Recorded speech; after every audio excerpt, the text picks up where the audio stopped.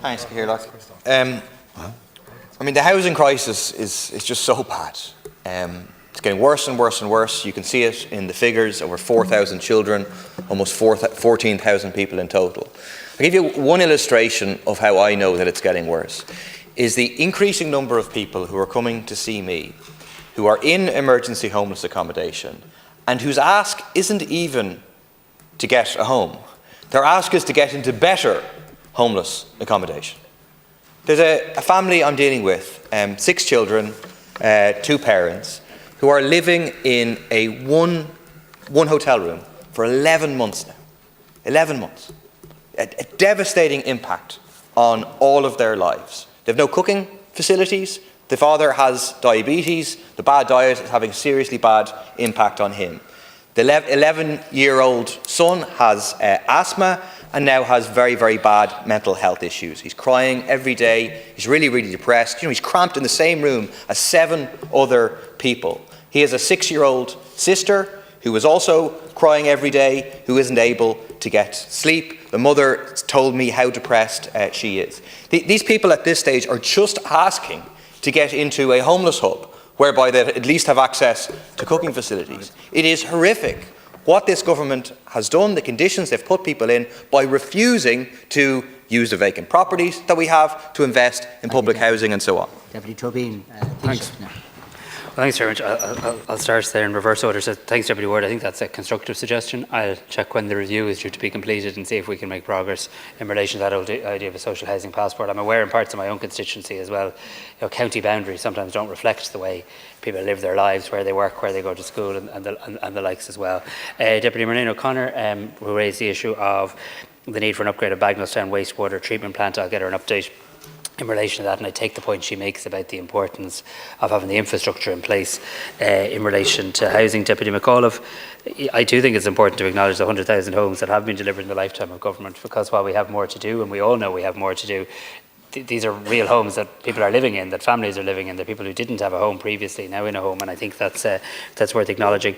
In relation to the O'Ballymun shopping centre site, and your view that the LDA and Dublin City Council need to come together on that to provide a solution, I'll raise that with the Minister for Housing and ask that he give a view in relation to that as well. But I'm sure that's an issue of concern for your constituents at a time when we need to develop more homes as well.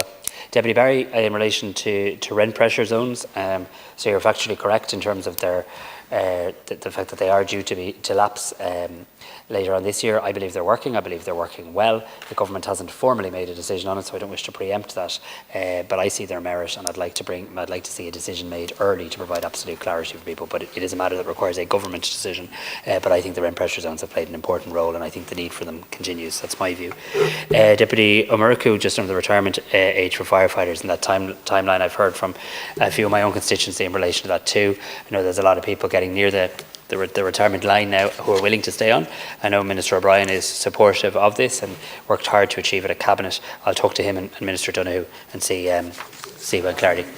But I understand how no, I got it. I definitely heard you in relation to that. To Deputy Conway Walsh, raised the issue, of defects in apartments in both the interim scheme and the longer one. I'll send you a written note, but in short, in relation to the interim funding, up until the end of March, 128 applications are being progressed across 26 local authority areas, representing over 13,000 residential units. Approximately 80% of the units affected are located in the 4 Dublin local authority areas, but I am aware of reports saying that there's been difficulties with local authorities. My understanding is the Minister O'Brien, met as recently as yesterday with representatives of the local authority fire service and the City and County Managers Association to discuss the matter. So I'll get an update for you on how that meeting went. In relation to the full remedial works, which you asked about also, work is advancing to draft the required legislation, which will include the scope, the eligibility and the conditions of the remediation scheme. It's expected the draft legislation to be published later this year and the statutory scheme be in place shortly after that. And Minister O'Brien is working on the legislation. He's seeing it as a matter of priority, whilst also wanting to make sure that we get a scheme that is fit for purpose. But I'll send you more detail in a note. Deputy Tobin, thank you for Thank you for providing me with that information, which I'll certainly familiarise myself with in terms of the trawl, for want of a better phrase, that you've done in terms of vacant local authority homes in the county and the comparison between turnaround times for private and public. I can accept that there can be some gap, but certainly the difference that you've outlined is very significant at a time when we urgently need more accommodation. So thank you for the constructive engagement on that. I'll talk to the Minister for Housing and I'll come back to you in writing on the issue as well. Deputy O'Callaghan, the need to regulate the management companies, and where are we at in terms of the draft section 18 and 19 of the Multi-Unit Development Act with the Minister for Justice and indeed fulfilling our programme for government commitment. I'll speak with the Minister and get a timeline for you on that and come back to you if that's okay. Deputy Wynne, additional emergency accommodation needed in County Clare. Let me talk to the Minister and the local authority through the Minister and see what more we can do. You've highlighted some progress that's been made, but not enough in terms of its composition as well.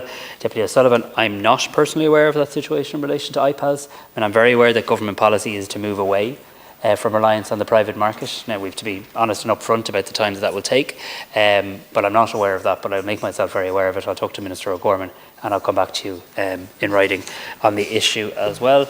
Deputy Boyd Barrett and Deputy Murphy both raised the issue of homelessness and indeed highlighted a number of cases of Niamh and Anthony, their children, of Jennifer and 2 children, and a number of other cases as well.